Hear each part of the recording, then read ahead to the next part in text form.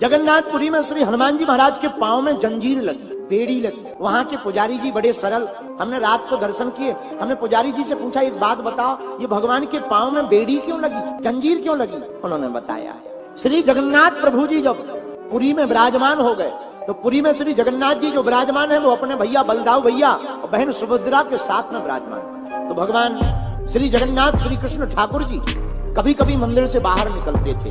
बाहर निकलते थे तो बगल में समुद्र है और समुद्र लगते भगवान के ससुर विष्णु भगवान की पत्नी लक्ष्मी, लक्ष्मी के पिता का नाम समुद्र। तो समुद्र देवता क्या करते थे, भगवान के दर्शन करने के लिए बार बार मंदिर में आ जाते थे। पहले जगन्नाथपुरी के मंदिर में जब समुद्र देवता आवे तो मंदिर टूट जाए। 2-3 बार हो गया तो भगवान ने हनुमान जी को पहरे पर लगा दिया। एक काम करो, तुम पहरा दो, हम बोल नहीं सकते ये हमारे ससुर जी हैं, तो मैंने ठिकाने लगाए रहा। हनुमान जी मुगदर लेकर खड़े हो गए। सावधान, अब अगर मंदिर की तरफ बढ़े तो तुम्हें याद है हमारे प्रभु राम जी ने बाण मारा था, तुम्हारा बीपी हाई हो गया था। हनुमान जी मुगदर लेकर खड़े हो गए और समुद्र को डांट डपट करके बोले आज के बाद मंदिर के अंदर मत जाना। समुद्र सावधान हो गया, लेकिन एक दिन फिर से समुद्र मंदिर में घुस गया। मंदिर में घुस गया, तबाही मच गई। तो भगवान ने कहा कि हनुमान जी कहाँ हैं? पता लगा हनुमान जी तो अयोध्या में हैं। आप अयोध्या क्यों गए? हनुमान जी बोले प्रभु बुरा ना माने तो एक बात बताएं। बोले हाँ। बोले आपके यहाँ एकदम महाप्रसाद चावल खवाया जाए और हमें प्रिय है लड्डू, चावल में हमारा पेट नहीं भरता, हमें प्रिय लड्डू हैं, इसलिए प्रभु क्षमा करो हम यहाँ नहीं रह पाएंगे, हमें सुबह शाम ड्यूटी दी जाए ताकि हम वहाँ चले जाएं। भगवान ठाकुर जी श्री जगन्नाथ जी बोले नहीं ऐसा नहीं होगा, आप अयोध्या नहीं जाएंगे। आप अयोध्या जाते हैं यहाँ मंदिर में समुद्र आ जाता है, आप यहीं पर खड़े रहो, हम तुम्हें एक लड्डू का थाल देते हैं, ये लड्डू कभी खत्म नहीं होंगे, जब मन हुआ करे तब पा लिया करो।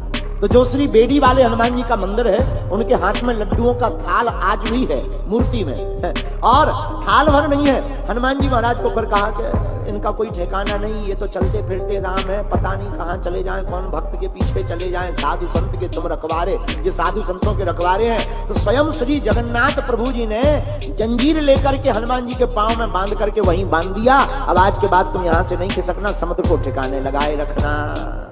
आज भी हनुमान जी वहां बैठे, श्री बेड़ी वाले हनुमान जी, और हनुमान जी महाराज संकट से छुड़ाने वाले। एक कथा सत्य घटना आज हम सुबह हनुमान अंक में पढ़ रहे थे। श्री हनुमान जी का एक चरित्र छपा हनुमान अंक की पुस्तक में। एक महात्मा हुए स्वामी श्री राम अवधदास जी। महात्मा स्वामी श्री राम अवधदास जी उत्तर प्रदेश के जौनपुर के रहने वाले। बचपन में ही ये राम जी के लगन में बड़े मस्त थे। अपने माँ बाप के एक लौते बेटा थे।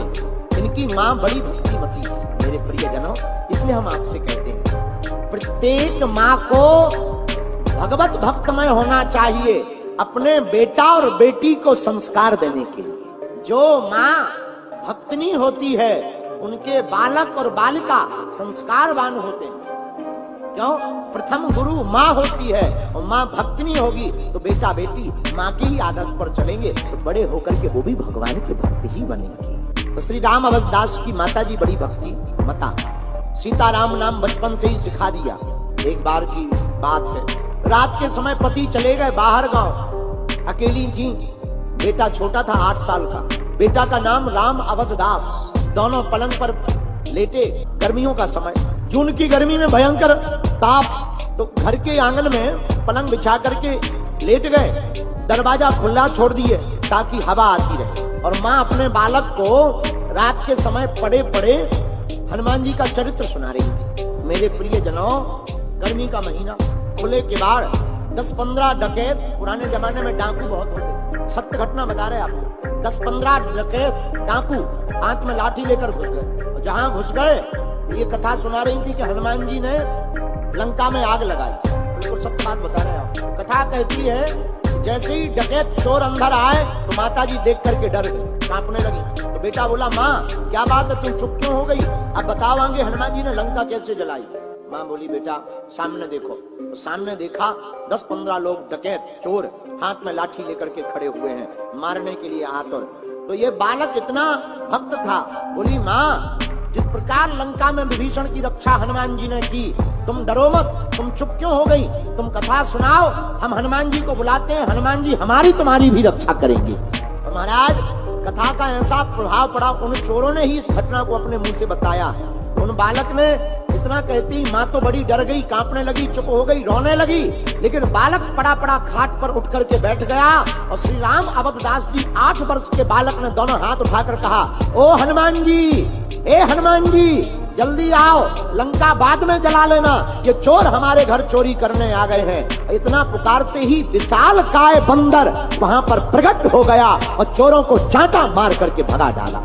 और जहां चोरों को भगा डाला, सोई माता भबक भबक कर कर रोती हुई, आंखों से झरझर आंसू भर गए कि धन्य है वीर बजरंग बली, धन्य है हनुमान जी महाराज, धन्य है उनकी कथा। आज भी कलयुग में श्री हनुमान जी महाराज साक्षात प्रकट हो जाते हैं। जो भगवान की कथा को दिल से कहता है, परमात्मा प्रकट हो जाता है।